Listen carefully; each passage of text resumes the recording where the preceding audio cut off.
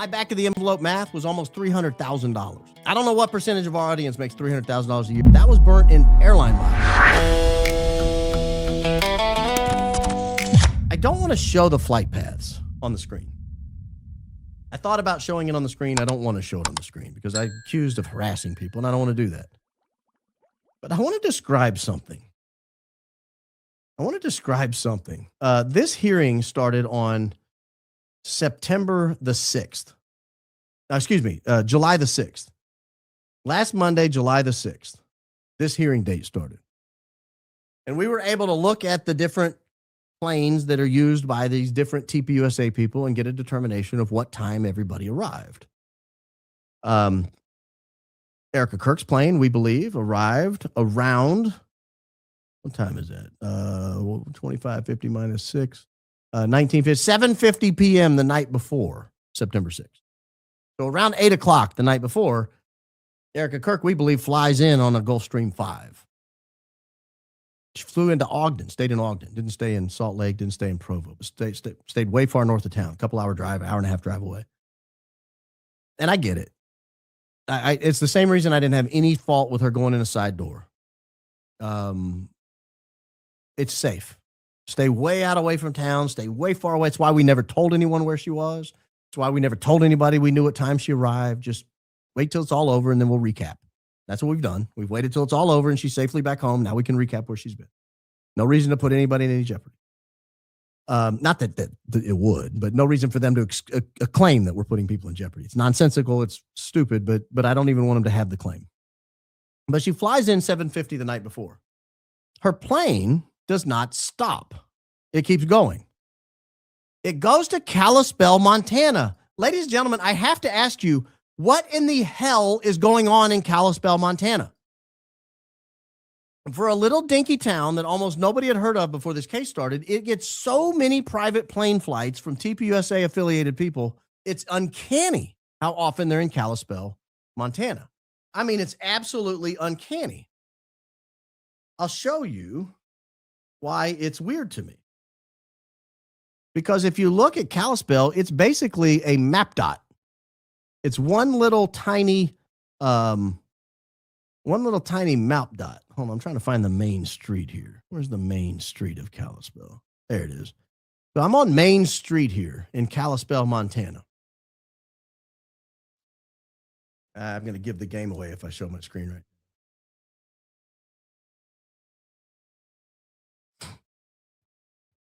There it is. So let me show you real quickly what I'm talking about.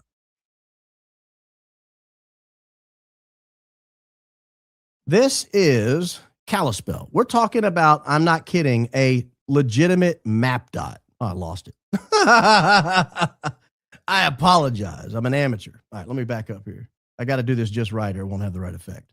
All right. This is Kalispell, Montana. Why are so many TPUSA people flying into Kalispell? You'll notice it's just like any other city in America. They've just got some stuff, old-timey looking town. We're just looking around. It just looks like any small town America. These kinds of buildings here, all this stuff, nothing to it. And you just turn around in every direction and you think, why would anybody be flying nonstop constantly to Kalispell? What is that? What is that brand new looking building? Oh, that's the FBI headquarters. They got a bank in there too, but that's the FBI headquarters for Kalispell, Montana. If you look, it says it's right there. The Federal Bureau of Investigation, right there. I don't know if that's what they're doing in Kalispell or not, but it's enough to make you wonder as often as they're going up there. It makes it feel like this is kind of an FBI operation. So we notice that. We're taking notes, we're listening, we're watching, we're seeing different people go different places. We watch a plane presumably drop off Erika because that never goes back. Drop off Erika and immediately continue on to Kalispell. Okay, fair enough. And it goes from Kalispell, and it doesn't really matter what it does the rest of the week because Erika Kirk's at the trial. And so at the end of the week, you figure, where did Erika go by the end of the week? The trial was over on the 10th.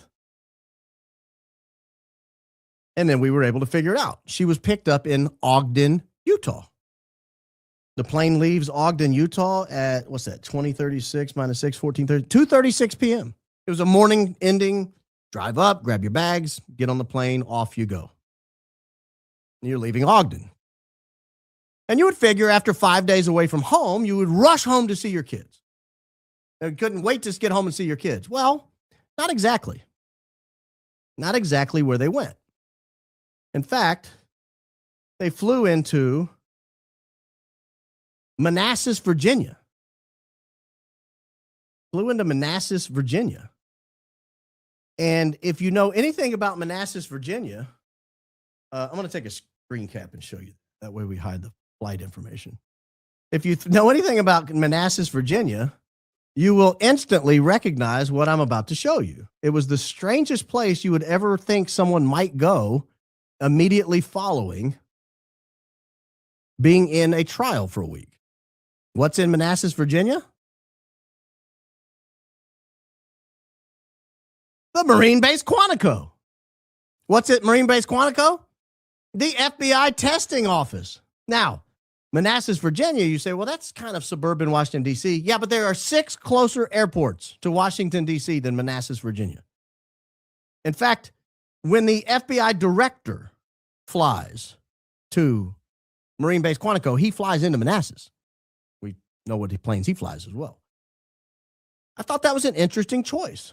You know, you just finished up your whole week. You're dying to get home and see your kids. It's Friday night. You've had a very stressful week, cried many times. You had to get up and leave court a few times because the testimony was particularly stressful on you.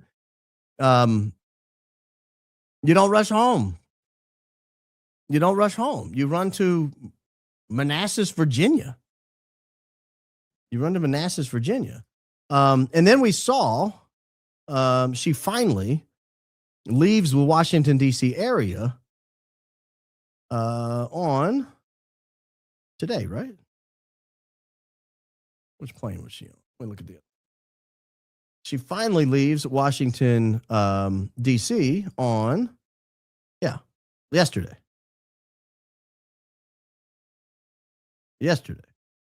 But they don't go home. She gives her big speech. Everybody's sharing clips of it. They leave Washington, D.C., but they don't go back to Scottsdale. That was yesterday, Red. They don't go back to Scottsdale. Instead, they go to Dillon, Montana. Little bitty Dillon, Montana. Tiny, tiny little map dot.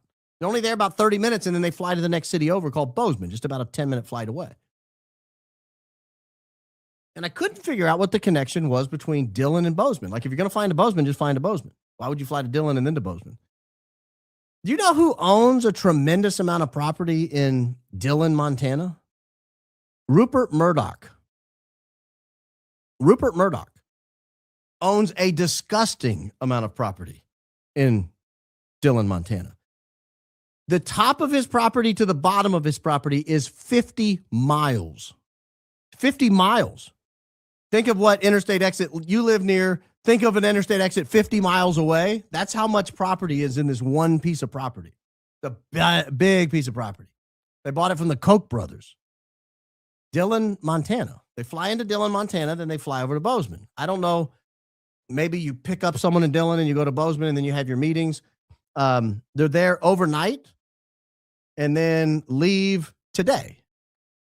Leave Bozeman, back to Dillon for just a short period of time, an apparent drop-off, and then finally back home. And then the plane, for whatever reason, continues on to Las Vegas. I don't know if someone who was also on the plane needed to continue on to Las Vegas or whether that was, the pilot's like, man, a lot of traveling this week. I'm going to go gamble. I don't know. But it's just a weird set of events. Like, if I had just been through one of the most stressful weeks of my life, I would want to go home. And if I'm not speaking until Sunday, maybe I go home on Friday and fly to Washington, D.C. on Sunday. I don't fly to Marine Base Quantico, where the FBI testing headquarters is, and then wait a couple of days in the D.C. area and then drive up to Washington, D.C., give my speech, and then fly, but not fly home. Fly to Dillon, Montana, and then to Bozeman, Montana, and then home. I say all this to say, guys, Unless she's paying for this privately, I'm assuming all this is being paid for by TPUSA. I don't know that. I mean, truthfully, I don't audit their books, but this is not an exaggeration. People like to bang on Candace. Oh, Candace makes so much money on an episode, or bang on this creator or that creator. Oh, they make too much money.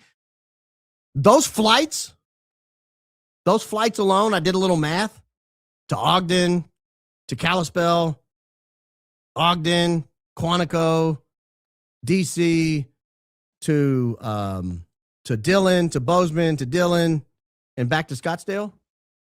My back of the envelope math was almost $300,000. I don't know what percentage of our audience makes $300,000 a year. That was burnt in airline mileage in a couple of days. That's a lot. And it's fair game because they're a nonprofit entity, which means to the extent that they call that a business expense, they don't pay taxes on it. No, it doesn't get charged to anybody. Now, it's possible, like I say, she could be paying it out of her pocket. Maybe she say, hey, this is a personal flight. Here's $150,000 or whatever, and I'll just cover the cost. Don't worry about it. It's possible they're charging it to one of the for-profit entities they have. I mean, Charlie was a wealthy man and involved in a lot of business. Maybe he had private flight credits with a bunch of his business. I don't know. I really honestly don't know. But I am mystified. I am totally mystified why at the end of that week, that stressful week, you didn't fly straight home. His parents flew straight home. I saw their plane. His parents left about the same time she did. They didn't fly to Marine Base Quantico. They didn't go to Washington, D.C. They didn't go to Dillon, Montana. They didn't go to Bozeman. They didn't go back to Dillon. They didn't go back to Scottsdale. They went home. They flew to Chicago.